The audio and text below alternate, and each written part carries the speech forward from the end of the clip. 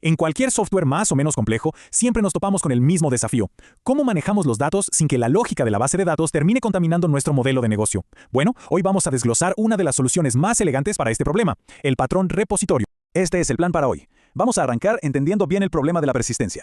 Luego, presentamos el patrón repositorio como la solución. Veremos cómo llevarlo a la práctica, exploraremos una alternativa muy interesante y al final cerramos viendo cómo decidir qué estrategia nos conviene más.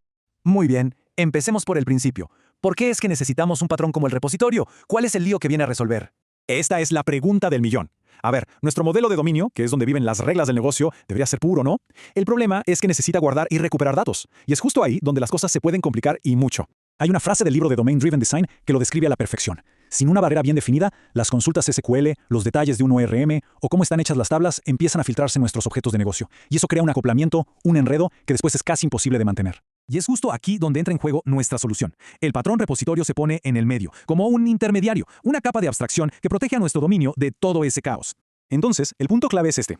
Para el resto de la aplicación, usar un repositorio se siente como si estuviéramos trabajando con una simple lista de objetos que ya está ahí, en la memoria. No nos tenemos que preocupar si los datos vienen de una base de datos SQL, de un archivo o de un servicio web. Esa es la magia.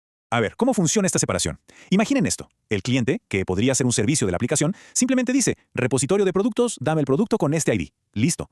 El repositorio por detrás traduce esa petición a la tecnología que se esté usando, manteniendo al cliente totalmente ajeno a esos detalles. Y los beneficios son enormes. El más obvio es que podríamos cambiar de una base de datos a otra sin tocar la lógica de negocio. Además, el código del cliente queda mucho más limpio. Y para las pruebas, ni hablar. Podemos usar un repositorio falso en memoria, lo que hace que los tests sean rapidísimos y súper fáciles de armar. Esta imagen lo resume todo. Al tener una interfaz tan clara como el repositorio, el equipo que trabaja en el dominio puede avanzar sin tener que esperar a que la capa de persistencia esté lista y viceversa. Se puede trabajar en paralelo mucho más fácil. Bien, ahora vamos a lo práctico. ¿Cómo se implementa esto? Porque, ojo, no todos los repositorios son iguales y entender las diferencias es fundamental.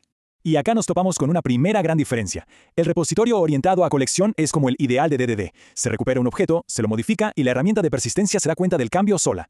El tema es que muchas tecnologías no lo hacen tan fácil. Por eso, el estilo orientado a persistencia, con un método safe que llamamos explícitamente, suele ser más práctico y flexible en el mundo real. Y esta es quizás la confusión más común.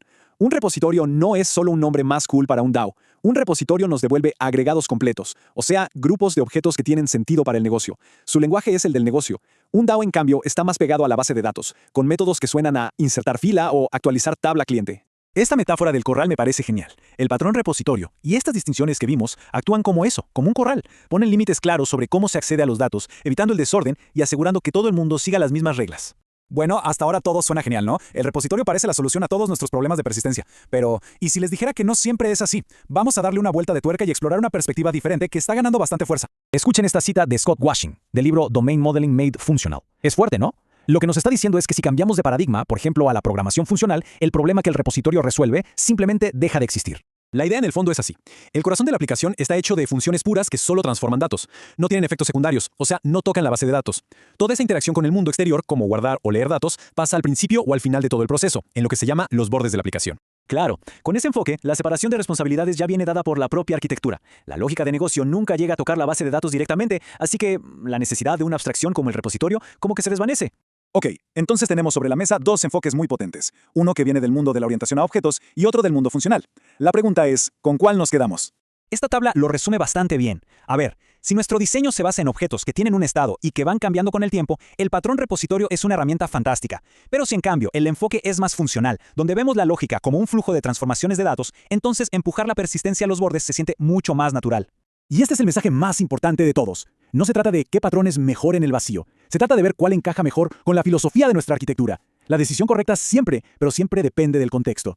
Porque, al final del día, de eso se trata Domain Driven Design. Nos da herramientas para un propósito muy claro, que es crear un software que de verdad resuelva los problemas del negocio. Los patrones son el medio, no el fin. El objetivo es ser dueños de la complejidad de nuestro dominio.